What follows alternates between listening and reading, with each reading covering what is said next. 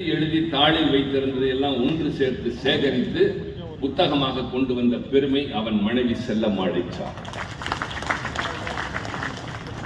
But for Chellamma there is no Bharathiyar. யாருக்காவது தெரியுமா? இன்றைக்கு பாரதியாரை பேசுகிறோம், செல்லம்மா இல்லை என்றால் பாரதியார் இல்லை. அதிலே இன்னொரு கொடுமை என்ன தெரியுமா? அவருடைய மூத்த மகளுக்கு திருமணம் செய்கிற போது அவருடைய நூலின் உரிமைகளை ஒருவருக்கு விற்றுவிட்டு திருமணத்தை நடத்துகிறார். அப்பொழுதும் வறுமை நிலைதான். வீடு வறுமையிலே இருந்தது, குடும்பம் பட்டினியால் தவித்தது. அவன் இருந்த தானியத்தை எல்லாம் காக்கைக்கும் குருவிக்கும் போட்டுவிட்டு காக்கை குருவி எங்கள் ஜாதி என்று பாடிக்கொண்டிருந்தான். ஆனால் இன்றைக்கு அவனுடைய வார்த்தைகள் உற்சாகம் தருகின்றன. அதற்கு காரணம் ஒரே ஒரு பெண்.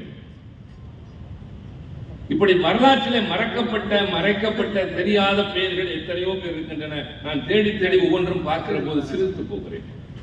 வெற்றி பெற்ற மனிதர்கள், அவருக்கு பின்னால் பெண் இருப்பார்கள். இதெல்லாம் வெறும் பழமொழி அல்ல. புகழ்பெற்ற இன்றைக்கு அடையாளம் காணப்பட்ட பலருக்கு பின்னால் அவர்கள் தான் இருந்திருக்கிறார்கள்.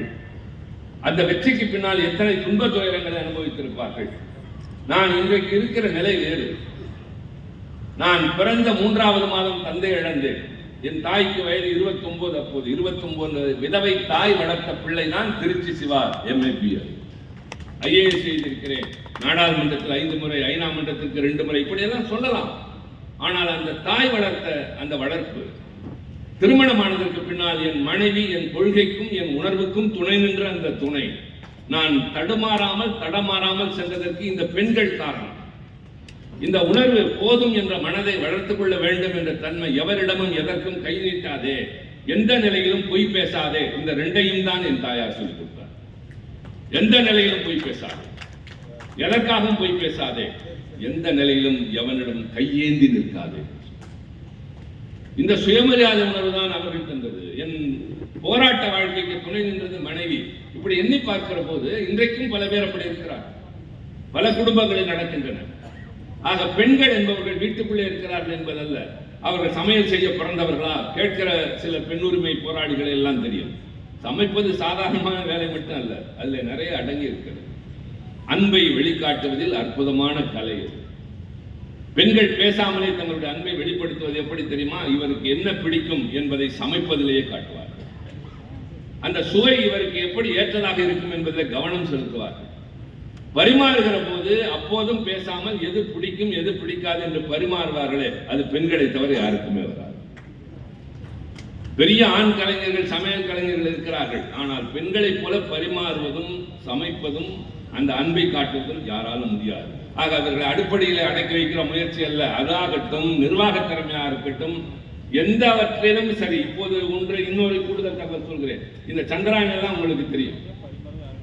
ஆதித்யா 1 என்று இப்போது ஒன்று சென்றது. அதெல்லாம் நமக்கு யாருக்குமே தெரியாது. சூரியனை ஆய்வு செய்வதற்கு இந்தியாவின் ஆய்வு கோளம் ஒன்று சென்றது, ஆதித்யா 1. அதன் இயக்குனர் யார் தெரியுமா? செங்கோட்டையை சார்ந்த சுல்தானா பேகம் என்ற ஒரு தமிழ் பெண்மணி. நிலவில் முதல் கால் பதித்தவன் அமெரிக்கா 1969. ஆனால் நிலவில் நீர் இருக்கிறது என்று கண்டுபிடித்த சந்திராயன் 1 இயக்குனர் மயில்சாமி அண்ணாதுரை, தமிழர். தென் துருவத்திலே போய் இறங்கி இருக்கிறான். எதற்காக என்றால், ஒருவேளை பின்னாளில் செவ்வாய் கிரகத்திற்கு போனால் தண்ணீர் வேண்டும், நிலவில் தண்ணீர் இருக்கிறதாமே, தேடலாம் என்று போன சந்திராயன் 3 இயக்குநர்கள் வீரமுத்துவேல், சங்கரன் 2 பேரும் தமிழர்கள். அக்கினி 5, அக்கினி 1 அதன் பிதாமகன் அப்துல் கலாம் ஏவுகணை. அக்கினி 5 5000 கிலோமீட்டர் சென்று தாக்குகிற ஒரு இந்திய நாட்டின் ராணுவத்தின் ஏவுகணையை கண்டுபிடித்த அதன் இயக்குனர் சங்கரி என்ற தமிழ் பெண். இதெல்லாம் யாருக்குமே தெரியாது. இதை நான் மீண்டும் சொல்கிறேன். ஈரோட்டில் பேசவில்லை, நாடாளுமன்றத்தில் பேசினேன். சந்திராயன் வெற்றி விழா கூட்டத்தில் பேசுகிற போது சொன்னேன், இந்த சந்திராயன் 1, 2, 3 ஆதித்யா, அதே போல இந்த அக்கினி 5 இவைகளுக்கெல்லாம் காரணமானவர்கள் என் மாநிலத்தை சார்ந்தவர்கள் மட்டும் என்பதல்ல, அத்தனை பேரும் அரசு பள்ளியில் படித்தவர்கள்.